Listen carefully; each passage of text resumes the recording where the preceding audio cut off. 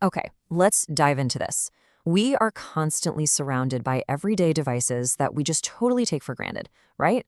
I mean, we completely miss the hidden engineering happening literally right beneath our fingertips. Well, today we're going to look closely at one of those devices. We are doing a complete ground-up teardown of the modern vaporizer. In this explainer, we're going to break down the exact anatomy, the physics, and the chemical mechanics that make the whole shebang function. To start us off, let's just strip away all the cultural baggage for a second. Strictly speaking, vaporizers, or vapes, e-cigarettes, whatever you want to call them, are simply handheld electronic devices. Their sole fundamental purpose is to heat a liquid solution into an inhalable aerosol, which is what we commonly call vapor. The absolute foundational science you need to understand here is the mechanism of action. It is entirely about precisely heating a liquid to a boiling point. It is not about combusting or burning a dry leaf like traditional methods. So, here is our blueprint for the explainer today. First, we'll look at the macro action, the mechanics of vaporization. Second, the hardware infrastructure. Third, the microchemistry of the e-liquid. And finally, we'll wrap up with the three main types of vapes out there on the market. Let's get right into it. Section 1, the mechanics of vaporization. Or, as I kind of like to think of it, the magic trick. Let's look at the core loop of electrical engineering that makes this thing tick. At its core, this is just a beautifully simple, incredibly fast loop of electrical engineering. And it happens in 4 blindingly fast steps. Step 1, activation. You press a button or simply inhale, which triggers a pressure-sensitive airflow sensor to complete the circuit. Step 2, power delivery. The battery instantly shoots a controlled current straight to the atomizer. Step 3, rapid heating. A tiny metal coil heats up instantly, while the little cotton wick, fed by capillary action, keeps that metal perfectly saturated. And finally, step 4, aerosolization. The device flash boils that liquid into vapor. Boom. It all happens in the blink of an eye. And I really want to emphasize exactly how fast this happens. 4 milliseconds. No way, right? But that is the astonishing speed at which this tiny piece of metal crosses the boiling threshold, which usually sits between 180 to 280 degrees Celsius. In literally milliseconds, it takes a stagnant pool of liquid and turns it into a dense mist of microscopic droplets. It's a surprisingly aggressive physical reaction, but it's happening perfectly safely right in the palm of your hand. Now, what's really interesting about this is how the device safely contains that reaction. Section 2, the hardware infrastructure. We need to pause time here and completely tear this machine apart. First up, the outer shell. This isn't just decoration. It's heavily engineered industrial manufacturing designed specifically to protect the internal systems. Manufacturers rely on materials that are lightweight but super durable. Think aluminum alloys, zinc alloys, stainless steel, or these really tough polycarbonate plastics.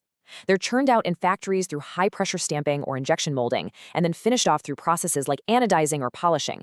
Basically, it has to be tough enough to survive a drop onto the sidewalk, but light enough to just chill in your pocket. Inside that tough shell, you've got the power plant and the brain. Power comes from lithium-ion cells, which can be single-use or rechargeable. But the truly vital piece, that would be the miniature printed circuit board, or PCB. This tiny little green board is the absolute brain of the circuit. It takes raw power from the battery and safely manages it. It precisely regulates the wattage, absolutely ensures no short circuits happen, and manages safe USB charging. Honestly, without the PCB, the device would be unpredictable and, frankly, pretty dangerous. Moving on to the heating element itself. This perfectly illustrates how the engineering here has evolved over time. Traditionally, devices used tightly wound resistive wires made of materials like Kanthal, Nichrome, or stainless steel. But engineers soon realized that maximizing surface area directly impacts how fast and evenly a liquid heats up. So, modern devices increasingly use metal mesh plates. These are essentially micro-perforated sheets of metal. Because the mesh provides massively more surface area touching the liquid, you get vastly faster heating and far more consistent vapor production. It was a real game changer. Finally, we have the reservoir. This is where the liquid is stored. Now, if you have a disposable device, the liquid is usually held in an internal polyester fiber polyfill. It's actually a lot like the ink in a felt tip marker. But for refillable devices, engineers have to use rigid tanks. And they can't just use any cheap plastic for this. Because of the intense heat and the specific artificial flavorings involved, these tanks have to be made of highly resilient, top-tier materials like PCTG plastic or borosilicate glass that completely resists chemical breakdown and degradation. Let's move to and see how this builds. Section 3, the chemistry of e-liquid. We're shifting out of the machine shop now and stepping right into the laboratory to examine the fuel. So e-liquid is mixed in highly controlled clean room laboratory environments. Interestingly, it relies on just 4 primary ingredients, and every single component serves a highly specific engineering purpose. You've got VG, PG, flavorings, and nicotine. The flavorings are complex, food-grade concentrates, and the nicotine is just an optional chemical stimulant.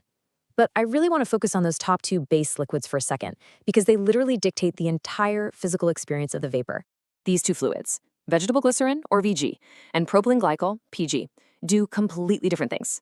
VG is derived from plants. It's incredibly thick, it's very sweet, and it is entirely responsible for creating those visible, highly dense vapor clouds. PG, on the other hand, is totally thin and odorless. It acts as the rapid carrier for the flavor molecules, and it's what provides the throat hit, that sharp physical sensation that mimics traditional smoking. By just tweaking the ratio of thick VG to thin PG, chemists can completely alter how the vapor feels.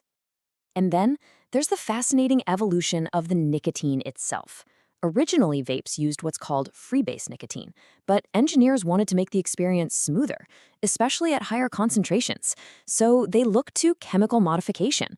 By introducing benzoic acid to the freebase nicotine, they altered its pH level, creating what we now call nicotine salts. Purely chemically speaking, this specific modification allows the vapor to cross the cellular membrane so much more smoothly, radically altering the physical sensation for the user by removing that harshness.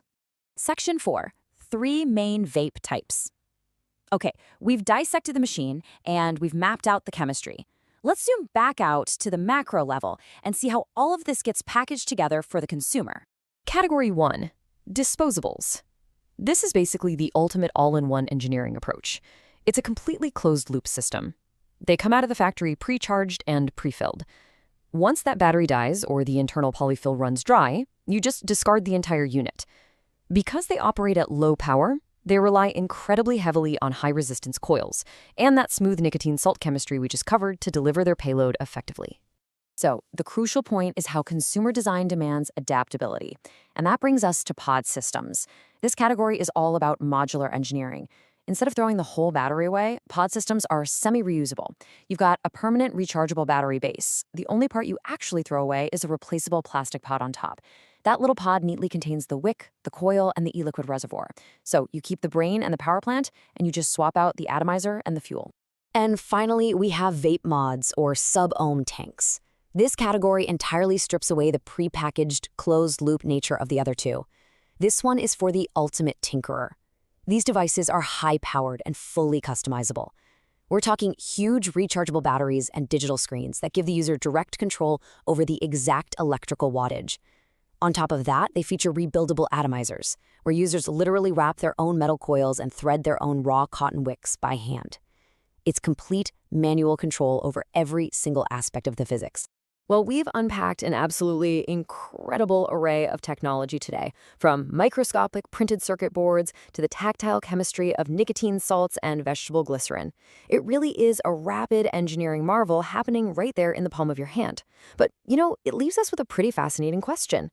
As these micro-heating technologies and chemical formulations continue to advance at such a blistering pace, how might the precise engineering of vaporization adapt, shift, and look 10 years from now? Definitely something to think about. Thanks for joining me on this deep dive explainer. I'll catch you next time.